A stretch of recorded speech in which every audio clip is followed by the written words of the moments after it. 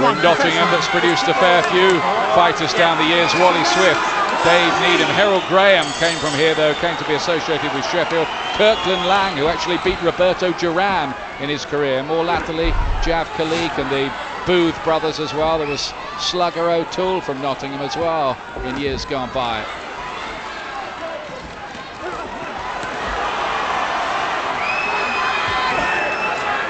I think maybe Dodson's tumbled. He's going to have to put punches together, 2s and 3s. Froch is pulling away from single punches and he's very dangerous with the right hand lead. Yep, I think that one landed a little bit high on Dodson there. Just starting to find his rhythm, Carl Froch, after an awkward opening round. Dodson looking to whip up a storm.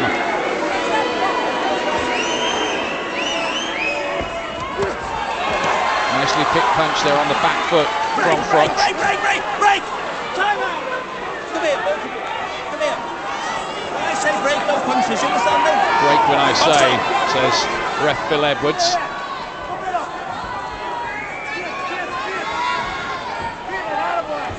I think Dodson just a little bit wary. I think he's felt the power in these shots. They haven't landed cleanly. Some of he's caught on his arms, but the power has been there and he knows he cannot make mistakes. Not too impressed with Froch's work up close. But he's wasting a lot, Dodson, at the moment. Very, very eager. Just single jabs in the main from Froch. It's a better shot that time from Dodson, a little left-hand chopping counter.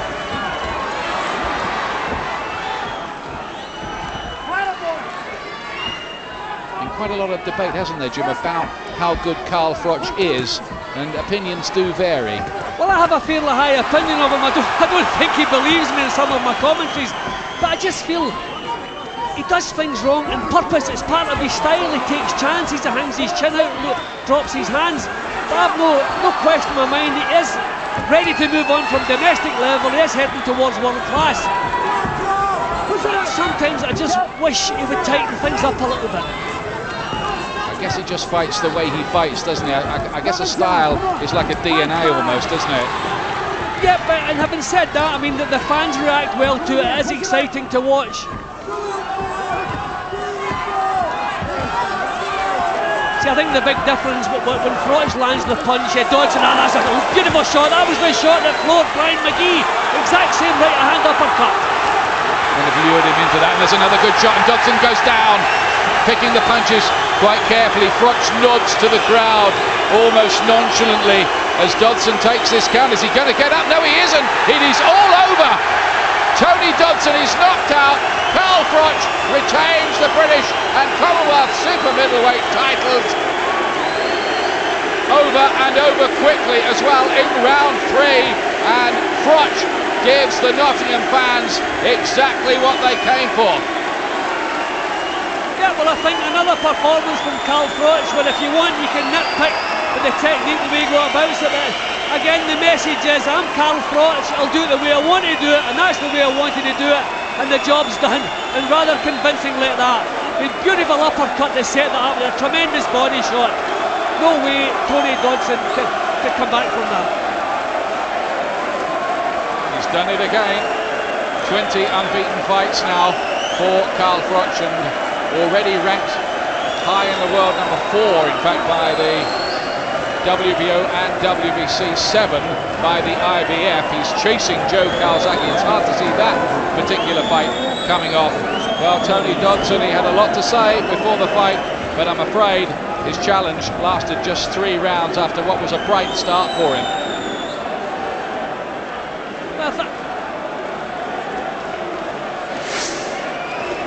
It was almost a replica of the punch that floored Brian McGee. Look how nicely he picked that. He knows, he saw Dodson coming forward. He knew at this point what punch he was throwing, where the punch was going. Bang on. Dodson did well to take that, but probably that's what brought the hands up in his defence. And look at that body shot right into the short rib.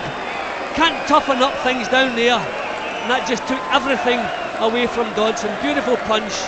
Just, you see the lever, he's through the right hand, which was partially blocked, then turned the hips and shoulders with the left hook to the body. A beautiful punch.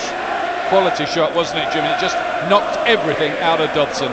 Yeah, well, that's the punch that looks so good on the punch bag. The way the right shoulder comes through, then you're in a position to get full leverage into the left hand to the body, everything behind it, the hips, the shoulders, well set with the legs. A beautiful punch. As soon as that landed, you knew it was all over.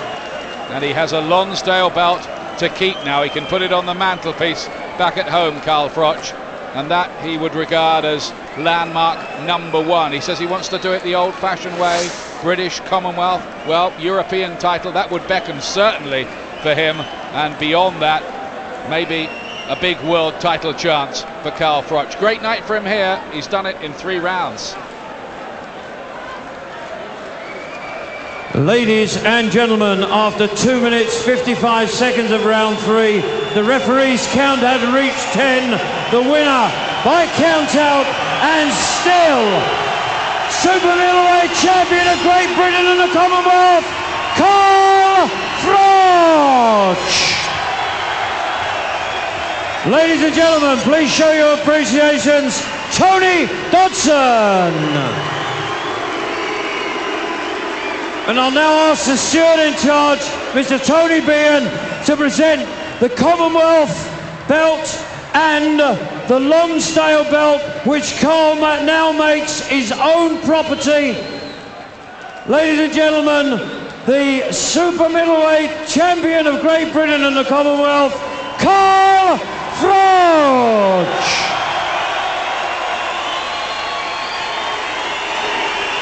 Well, what a punch and what a performance from Carl Froch.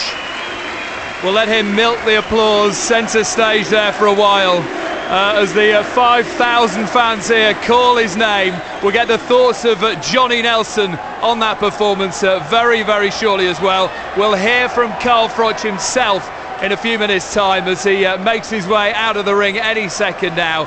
And some cracking fights as well. A European or Commonwealth lightweight. Carl, after all the hype and bad blood, how satisfying a knockout was that? Before I start on exactly how satisfied that knockout was, I'd just like to dedicate this fight to a very good friend of mine, Mr. Graham Matthews. He passed away a few weeks ago. I dedicate this fight to him. The fight was very satisfying. Not 100% satisfying. I did want a few more rounds, I want to put a few more shots together, but I've been working so well in the gym. The sparring's gone so well. Darren Barker, Andrew Lowe, Matthew Furwell, 3 class fighters. I've just been flowing behind the jab, working behind the jab, working on my defence and just relaxing. And to be honest, the body shot, I can't even remember throwing it. It just slotted right in and it was on the button and it done the damage, as you saw.